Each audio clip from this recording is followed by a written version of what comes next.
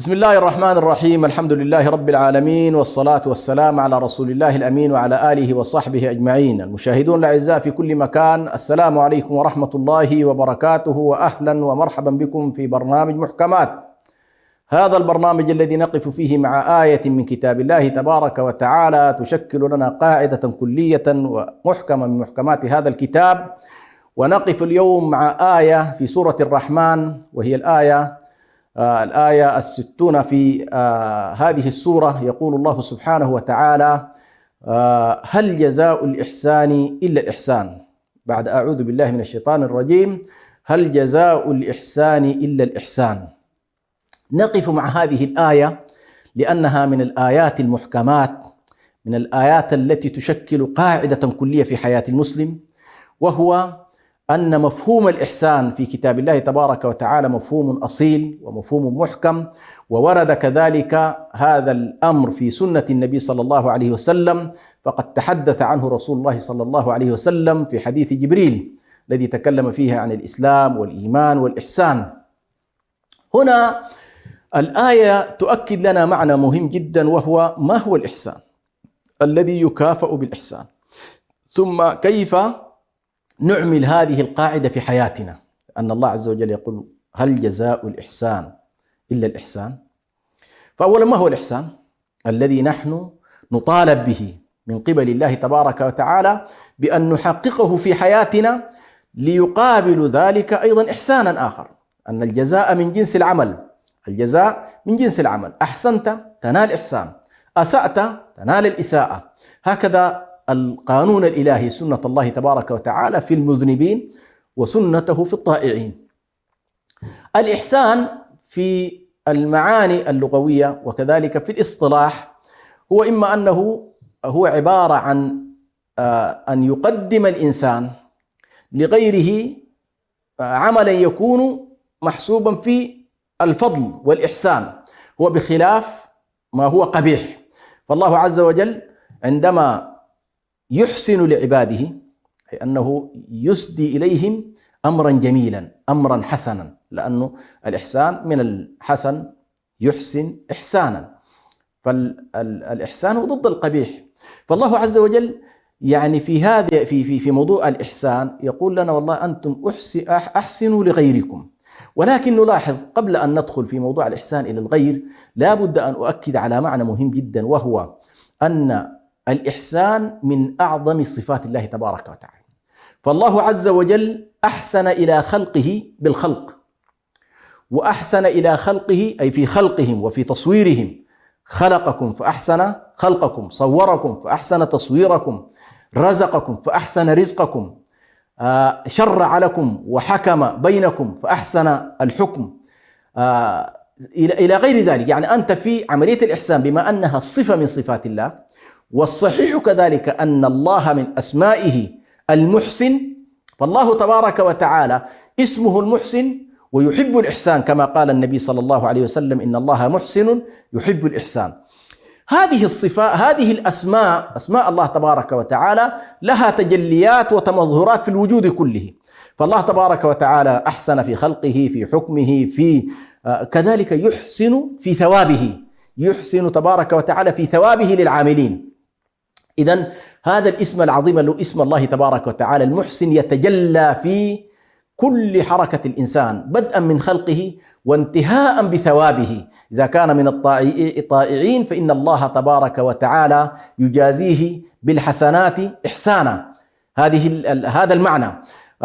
هل جزاء الإحسان إلا الإحسان. فإذا كان الله تبارك وتعالى يحسن لخلقه، هذا بالنسبة لله عز وجل. طيب، ما هي المجالات التي نحن نطالب فيها بالإحسان حتى نجازى إحسانا يوم القيامة؟ يعني الله عز وجل يقول: هل جزاء الإحسان إلا الإحسان. معنى ذلك إذا قمتم بالإحسان جزيتم إحسانا. طيب، ما هي المجالات التي نحسن فيها ونؤدي الإحسان على أفضل وجه حتى يجازينا الله تبارك وتعالى؟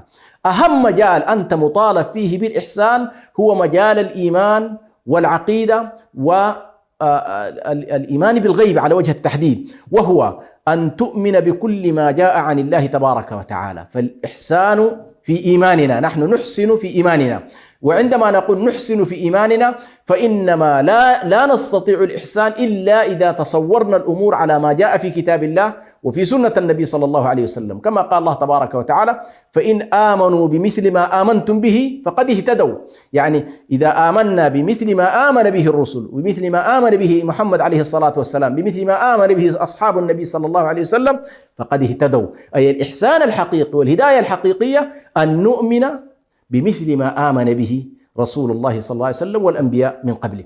إذن الإحسان في الإيمان، والإحسان في الإيمان هو أنك ترتقي في درجات الإيمان إلى مقامات عظيمة جدا، إلى أن تبلغ مقامات كبيرة، وتبدأ بطبيعة الحال في الإيمان نفسه بالإسلام الذي هو شهادة أن لا إله إلا الله، ثم ترتقي إلى التكاليف في قضايا التكاليف الإيمانية، ثم تبلغ مقام الإحسان في إيمانك بالله تبارك وتعالى. هذا جانب من المجالات أو مجال من المجالات التي نحن نطالب فيها بالإحسان. فنحن نحسن في توحيدنا لله تبارك وتعالى، ولا نشرك به شيئا، ولا نكذب به جل جلاله، ولا نجحد بشيء من أحكامه. فنحن الإحسان في إيماننا هو أن نؤمن بكل ما جاء عن الله تبارك وتعالى. هذا مجال الإحسان في الإيمان. المجال الثاني هو أن نحسن في عباداتنا من صلاة وصيام وزكاة وحج وغير ذلك من الشعائر التعبدية. وهنا نلاحظ النبي صلى الله عليه وسلم في حديث جبريل لما سئل ما الإحسان قال: أخبرني عن الإحسان. قال: أن تعبد الله كأنك تراه، فإن لم تكن تراه فإنه يراك. وهنا طبعا معنى عظيم جدا مبني على المجال الأول اللي هو الإحسان في الإيمان، يؤدي إلى الإحسان في العبادات. لأن من لم يعرف الله حق معرفته، ولم يراقب الله تبارك وتعالى، ولم ينتقل من الإيمان الأول البسيط اللي هو المعرفة العادية إلى التعمق في هذا الإيمان، فإنك لا تستطيع أن تعبد الله كأنك تراه. ولكن في العبادات أنت مطالب بذلك، مطالب في الصلاة مثلا أن تحسن طهارتها، وأن تحسن بعد ذلك الحرص عليها والمداومة عليها، وأن تكون في المساجد، ثم أن تكون في خشوع، وأن تراقب الله في صلاتك، وأن تقلل من الحركات فيها، وأن يكون القلب متصل بالله إلى غير ذلك، وأن تجعل الجنة عن يمينك والنار عن شمالك، إلى غير ذلك من المعاني العظيمة جدا في موضوع الإحسان في الصلاة، وهكذا في الصيام والزكاة. إذن المجال الثاني الذي نطالب فيه بالإحسان هو الإحسان في العبادات. المجال الثالث كذلك الذي نطالب فيه بالإحسان هو مجال المعاملات. وهنا المعاملات واسعة جدا، ولكن الله تبارك وتعالى أول شيء أمرنا في جانب الإحسان إلى الوالدين، وبالوالدين إحسانا. فأنت مطالب أن تحسن إلى والديك، وأن تحسن إلى أهل بيتك من أولاد وأزواج وإلى غير ذلك. فإن أحسنكم خياركم لنسائهم. فالإحسان في البيت إحسان إلى المرأة، إحسان إلى الأولاد، بكل ما تعني كلمة الإحسان، بأن تقدم لهم كل ما تستطيع أن تقدم حتى تبلغ في ذلك مبلغ الإحسان. وهنا الإحسان يكون بعد العدل أن تعطيهم واجباتهم الأصلية اليومية، لكن الإحسان هو أن تتفضل عليهم فوق الواجب بما من الله به عليك، وهذه درجة أعلى، درجة الفضل والإحسان فوق درجة العدل. إن الله يأمر بالعدل والإحسان، فالله تبارك وتعالى أمرنا أن نؤدي العدل ابتداء، ثم ننتقل بعد ذلك إلى دائرة أخرى، وهي دائرة النوافل والمستحبات والأشياء التي يعني تجعلنا نرتقي في مقاماتنا الاجتماعية. كذلك الإحسان إلى الأقربين، فأنت هنالك دائرة الأقربين من الأرحام، من الأقرباء، أيضا هؤلاء تحسن إليهم، خاصة في الأشهر الفاضلة، الأشهر الطيبة التي نحن نسعى إن شاء الله أن نرضي الله تبارك وتعالى فيها، فإننا نطالب أيضا بالإحسان. كذلك الإحسان إلى الجيران الذين هم حولنا ممن يساكنوننا في منطقتنا القريبة، هؤلاء أيضا تحسن إليهم. الإحسان إلى الضيف أيضا من العوامل التي تدخل معنا في الإحسان في المعاملات. أيضا من دوائر الإحسان في أبواب كثيرة جدا في حياتنا الاقتصادية في مجالات البيع والشراء والمعاملات المالية إلى غير كل ذلك يدخل أيضا. رحم الله امرئ سمحا إذا باع، سمحا إذا اشترى، سمحا إذا قضى، سمحا إذا اقتضى، يعني حتى في الديون.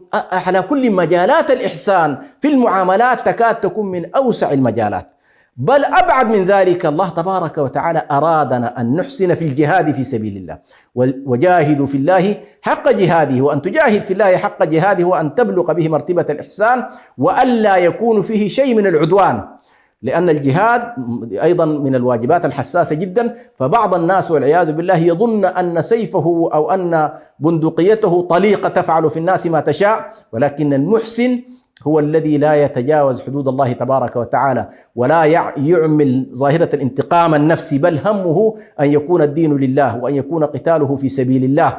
فإذا قاتل لا يقتل طفلا ولا يقتل شيخا ولا يقتل رجلا في أديرته ومعبده ولا يقتل امرأة. هذا من مجالات الإحسان كذلك في الجهاد في سبيل الله، إنما يقاتل من يقاتله.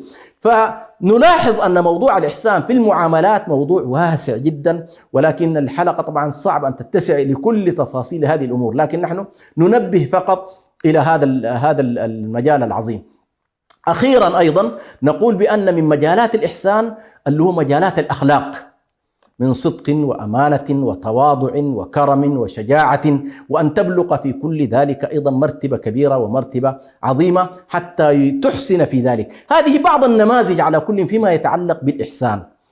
هنا نلاحظ الآن نأتي إلى الموازنة بين هذه القاعدة العظيمة التي يقول الله سبحانه وتعالى فيها: هل جزاء الإحسان؟ أي إن قمتم بالإيمان على أحسن وجه، وبالعبادة على أحسن وجه، وإن قمتم بالمعاملات على أحسن وجه، وإن قمتم كذلك على الأخلاق على أحسن وجه، فهل جزاء هذا الفعل توحيد الله، معاملة الخلق، الإحسان إلى الخلق، هذه القضايا، هل تتوقعون شيئا غير الإحسان؟ أي هل تتوقعون غير الجنة؟ لأنها فسرت هكذا من النبي صلى الله عليه وسلم، أي إن أحسنتم في توحيدكم ومعاملاتكم وعلاقاتكم مع البشر، هل جزاؤكم يكون غير جنة الله تبارك وتعالى؟ حاشا. الله عز وجل كأنما يقول لنا هذه قاعدة وقانون كلي: كل من عمل إحسانا يجازى به عند الله سبحانه وتعالى بالجنة ويجازى به فهنا يظهر معنا اسم الله المحسن في الثواب. ولكن أيضا حتى لا نحاول أن نختزل المفهوم فقط في الآخرة، كذلك في هذه الدنيا كأنما الله يقول لنا: كما أني أكافئ المحسن بإحسانه، يا أهل الإسلام ويا أهل الإيمان عليكم أن تكافئوا بكل صاحب إحسان أن تكافئوه بالإحسان. وكان هذا من هدي النبي صلى الله عليه وسلم، أن كل من عمل له حسنة أو أعطاه شيئا كان يحرص أن يحفظ، حتى للمشركين كان النبي صلى الله عليه وسلم يحفظ لهم جميلهم ويحفظ لهم إحسانهم ويحرص أن يكافئهم فيه ولو بالكلمة.